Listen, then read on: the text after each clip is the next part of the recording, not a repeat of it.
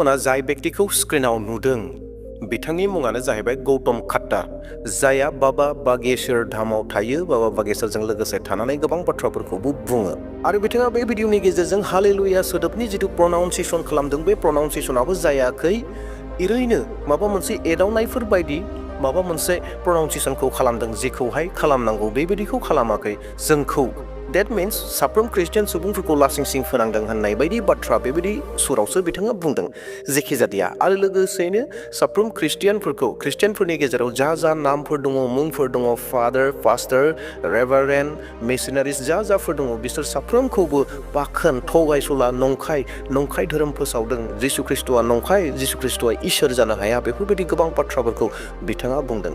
दा अनजाग्रा प्रियफोर, भिडिअ क्लिपखौ आरोबाव नोंथांमोना दिन्थिनो हास्थायदों। कमप्लिट फुल गासैखौबो नायगोन, अब्लाना नोंथांमोना बुजिगोन बिथाङा मा बाथ्राखौ बुंदों आरो बिनि उनावहाय आङो फंनैसो बिनि बुंनायनि बाथ्राफोरखौ सिफायनानै होगोन, जेरावहाय जों साफ्रोमबो मोजाङै मोनथिनाया गोनांथिथार। दा बेयावहाय भिडिअखौ जोबजासिम नायदो आरो लोगोसेनो हायोब्ला बे भिडिअखौ साफ्रोमनोबो शेयार खालामगोन। जों जेन गासै बाथ्राफोरखौ बुजिनानै थायो, रोंनानै थायो, मोनथिनानै थायो आरो लोगोसेनो जोंबो जेन गोरोन्थियै बुजिनानै थाया। मानोना बेयाव माखासे बाथ्राफोरखौ गोरोन्थि बाथ्रा बुंदों, माखासे गोरोन्थि एक्सप्लेनेसन खालामदों। दा बेयावहाय बिनि गोरोन्थि एक्सप्लेन खालामनायखौ मोजाङै नोंथांमोननो एक्सप्लेन खालामनानै होबावगोन, जों जेन गोनो गोथाव थाया। दे अब्ला प्रियफोर, कमप्लिटलि भिडिअखौ नायदो आरो लोगोसेनो आंनि चेनेलाव गोदान फैदोंब्ला साबस्क्राइब खालामना लादो, जेन बेबायदिनो फैबाय थानाय समाव भिडिअफोरखौ मोननो हायो, इसोरनि बोसोनफोरखौ सोलोंबाय थानो हायो। अनजाग्रा प्रियफोर, आसा खालामदों नोंथांमोना बिनि बुंनायखौ जागायजेननायनिफ्राय जोबजासिम नायबाय आरो बिथांनि जिथु बुंनाय, गौतम खाट्टारनि जिथु बुंनाय बाथ्रा, जिसु ख्रिस्ट'आ गोजोननाय रंजानायखौ होनो फैयाखै, बियो सासे इसोरबो नंखाया। नाथाय जिसु ख्रिस्ट'आ गावनो बुंदों माथाइनि 10:34, 35, 36 सिरियाव जे जिसु ख्रिस्ट'आ गोजोननाय रंजानाय सुख सान्तिखौ मानसिफोरनो होनो फैयाखै, नाथाय मा होनो फैदों, बे जाहैबाय आङो तुरवाल होनो फैदों, दानज्लाय सुज्लाय होनो फैदों, एना एनि होनो फैदों, बिमा बिफानि गेजेराव, गथ' गथायनि गेजेराव एना एनिखौसो होनो फैदों। अब्ला बे व्यक्तिया माबायदि इसोर जानो हागौ होननानै बिथाङा, गौतम खाट्टार बिथाङा बे बाथ्राखौ बुंदों मिडियानि गेजेराव एबा बै काथाक बुंनाय समावहाय। नाथाय दा थारैनो माथाइनि 10:34, 35, 36 सिरिनि जिथु ओंथि, बे ओंथियालाय माथो? बे ओंथिखौ आङो नोंथांमोननो दायो सिफायनानै होनो हास्थायदों। गौतम खाट्टार बिथांनि जिथु बुंनाय बाइबेलनि सिरिफोर, बे बाइबेल सिरिफोरा थिगानो दङ, नाथाय बिनि एक्सप्लेनेसन जिथु सिफायनानै होनाय, बिनि ओंथिखौसो बिथाङा बुजियाखै। आरो बिनि गेजेरावनो जोंहाबो गोबां मानसिफोरा हयथ' बे बिसयाव गोनो गोथो जानो हागौ। दा बेवहाय खनसे बाइबेल सिरिफोरखौ आं फरायग्रोनि, बिनि उनाव आं नोंथांमोननो एक्सप्लेन खालामगोन। माथाइ 10:33 आङो फरायगोन, नोंथांमोना खोनासंगोन। आङो संसाराव गोरोबज्लायहोनो फैदों होननानै नोंसोरो दासान, आङो गावफ्रुज्लायहोनोसो फैदों। मानोना आङो बिसाज्लाफोरखौ बिफाफोरनि जेंना आरो बिसाजोफोरखौ बिमाफोरनि जेंना आरो बिहामजोफोरखौ बिखुनजोफोरनि जेंना जाखांहोनोसो फैदों। सासे मानसिनि देरसिन बिसारुआ गावनि नखरनि मानसिफोरनिफ्रायसो जाखांगोन। अनजाग्रा प्रियफोर, बे बाइबेल सिरिफोरनि ओंथिया माथो? जायखौ गौतम खाट्टारा बुंदों बेबायदि नामा? थोंजोङैनो नामा? नङा अनजाग्रा प्रियफोर, बेबायदि थोंजों बिनि ओंथिया बे नङा। अनजाग्रा प्रियफोर, जेब्ला जिसु ख्रिस्ट'खौ नाजावगोन एबा सासे मानसिया जेब्ला जिसु ख्रिस्ट'खौ नाजावो, बै नाजावनाय समाव मा जायो? बिमाया बिफानि दुश्मन जानो हागौ, बिसाज्लाया बिफानि दुश्मन जानो हागौ।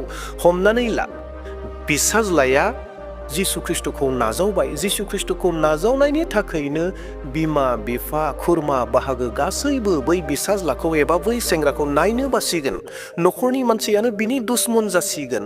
बे ओंथियावसो जिसु ख्रिस्ट'आ बे बाथ्राखौ बुंदोंमोन आरो बे एखे बाथ्रायानो दिनै जागासिनो दङ। थारैनो जुदि नखरनिफ्राय सोरबा व्यक्तिया जुदि जिसु ख्रिस्ट'खौ नाजावबायब्ला, बै नखरनि मानसियानो बिखौ नायनो बागोन, नखरनिफ्राय हरगोन, नखरनि मानसिफ्रा बुगोन, नखरनि खुरमा बाहागोफ्रा बिखौ ठाट्टा होगोन, तारना होगोन, गोबां रोखोमनि सै होनायखौ होगोन।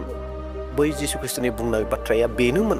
नाथाय दिनै बुहुमनि गोबां मानसिफोरा जिसु ख्रिस्ट'नि बुंनायनि ओंथिखौ आलादा महरै दिन्थियो, जे जिसु ख्रिस्ट'आ सान्ति होनो फैयाखै, जिसु ख्रिस्ट'आ दावहा खालामनोसो फैदों, नखरखौ सिफायनोसो होदों। अब्ला बियो माबायदि इसोर जानो हागौ होननानै गोबां मानसिफोरा आसि दिन्थियो।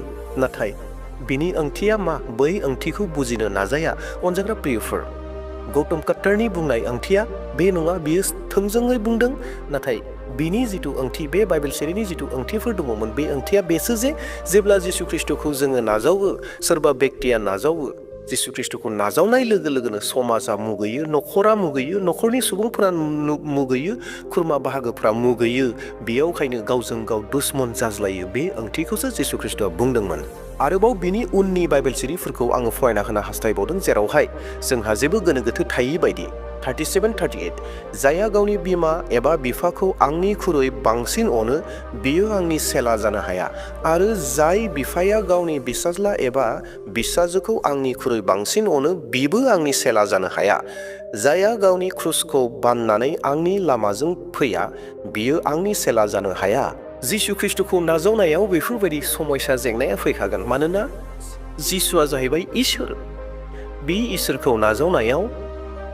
जोङो गावनो दुखु खस्थ सैसोनो गोनां जागोन आरो बे दुखु खस्थखौ लानानैनो जोङो थांनो गोनां जागोन अनजाग्रा प्रियफोर दिनै बुहुमाव बेनो जागासिनो दङ गोबां मानसिफोरा जिसु ख्रिस्टखौ ठाट्टा होगासिनो दङ दिनै जिसु ख्रिस्टखौ नाजावनाय सुबुंफोरखौ ठाट्टा होगासिनो दङ लासिं सिं खालामगासिनो दङ नासयगासिनो दङ आरो जिसु ख्रिस्टनि बोसोनफोरखौ उल्था फाल्था दानस्लायगासिनो दङ अनजाग्रा प्रियफोर आसा खालामदों नोंथांमोना बे भिडिअखौ नायनायनि गेजेरजों एसेब्लाबो आइडिया मोनदों माबा मोनसे बाथ्राखौब्लाबो सोलोंनो हादों जे दिनै पृथिबियाव जोंनि भारताव एबा गोबां दाब दाब जायगाफोरावनो माबायदि जिसु ख्रिस्टनि बोसोनखौ उल्था फाल्था दानस्लायनानै मानसिफोरनो फोरोङो जोङो बे भिडिअनि गेजेरजों मोनथिनो हादों देवब्ला प्रियफोर दिनैनि भिडिअखौ बेसेयावनो दोनथ'नो हास्थायबाय जोबनायाव आरोबाव खनसेबाव आङो भिडिअखौ बेखौ खालामनानै नोंथांमोना दिन्थिनो हास्थायदों नोंथांमोना खनसेबाव बिथांनि बुंनायखौ खोनासंबावदो आरो नोंथांमोना सोलोंनानै लाबावदो इयुननि समाव फैफिनबावसिगोन प्रेज द लर्ड हालेलुया जय मसीह होनना आंनि भिडिअखौ बेसेयाव दोनथ'बाय नोंथांमोना भिडिअ क्लिपखौ आरोबाव खनसेबाव नायबावदो